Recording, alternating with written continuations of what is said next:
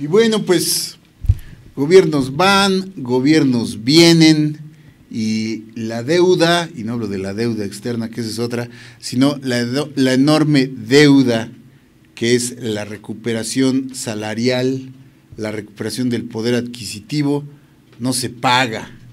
Esa sigue en aumento, aun cuando dicen que ha habido recuperación de los salarios en los últimos años. En realidad no lo vemos, no lo palpamos. Los mexicanos de a pie, los trabajadores, los que dependemos de un sueldo para vivir. Y bueno, ayer, 1 de mayo, fue uno de los reclamos esenciales, como lo ha venido siendo, pues desde siempre, desde que se dedica estos días a la reivindicación de los derechos laborales. A pesar de ser un derecho constitucional, está consagrado en nuestra Carta Magna el que el salario pues base te sirva para cubrir tus necesidades básicas, pues esto no es así, con la percepción promedio que hay en el país, unos 6,000 pesos aproximadamente, según el INEGI, y menos con quienes ganan el salario mínimo, que bueno, se agarran muchos funcionarios diciendo es que aquí en el país nadie gana el salario mínimo, todos ganan más que eso, es una referencia. No, no es verdad, sí hay quien lo gana, sí hay quien efectivamente apenas alcanza esa percepción.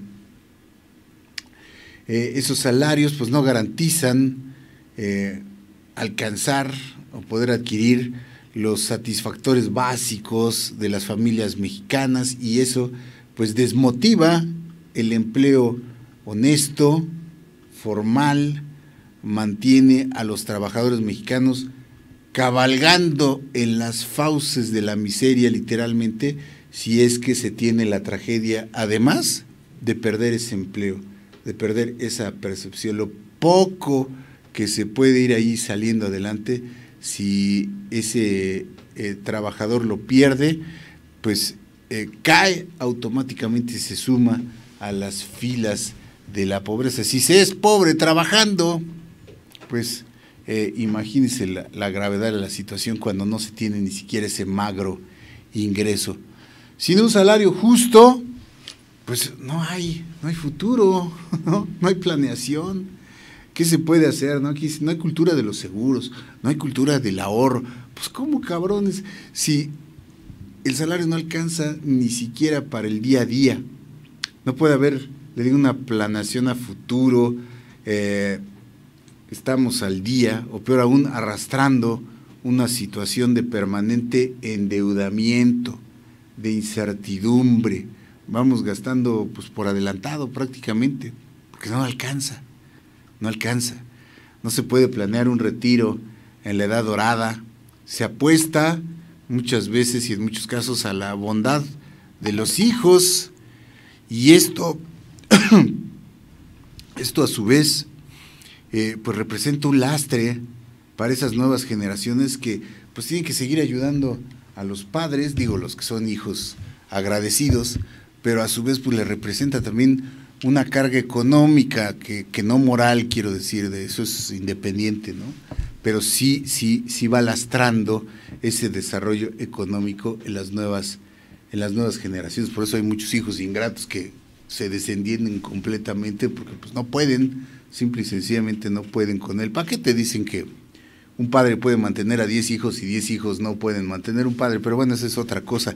En realidad sí representa un lastre económico, digamos, para las generaciones que tratan de salir adelante con sus propias o sus nuevas familias. En los casos que los padres pueden seguir ayudando a los hijos, pues así lo hacen, ¿no? Les dejan casa, o les dejan coche, o los completan el gasto, pero en la mayoría de los casos esto no es así. Los salarios, sí, lo sabemos, pues no se pueden subir por decreto, nada más por decir, como dicen por ahí algunos candidatos, que sí se puede y que van a hacer que suba el salario a como dé lugar. Esas promesas son falsas o pueden resultar más costosas acaso.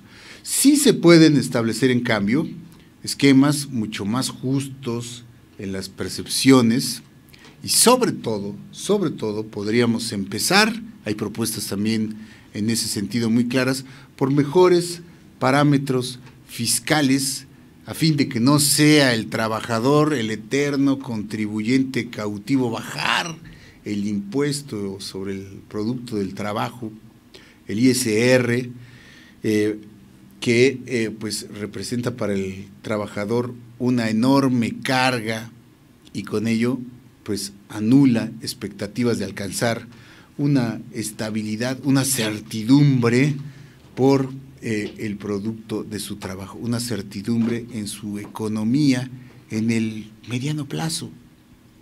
Si tiene el trabajador más dinero para gastar, lo ha dicho mucho el empresario Carlos Slim, por ejemplo, si el empresario tiene más para gastar, los mismos beneficiarios son esas empresas que van a vender más y el gobierno que va a cobrar más impuestos por la vía del consumo. Es una fórmula que no se acaba de entender. ¿Cómo piensan resolver esto los que buscan altas responsabilidades en las urnas? Me refiero no solo a quien quiere ser presidente, a los legisladores, a los tomadores de decisiones, muchos de los cuales están buscando hoy nuestro voto. ¿Cómo piensan? Hay que preguntarles, hay que cuestionarles cómo piensan, qué piensan hacer ante esto. ¿Tienen alguna pálida idea al respecto o nomás es lanzar promesas por el voto y después si te vi no me acuerdo cómo suele suceder? Si no resolvemos ese problema de los ingresos de hambre, los salarios de hambre para nuestro México, la desigualdad seguirá ahondándose en este país, la desesperanza y el enojo. Hay que resolver esta situación y esto debemos exigirlo a quienes quieren asumir las responsabilidades y los destinos de este país.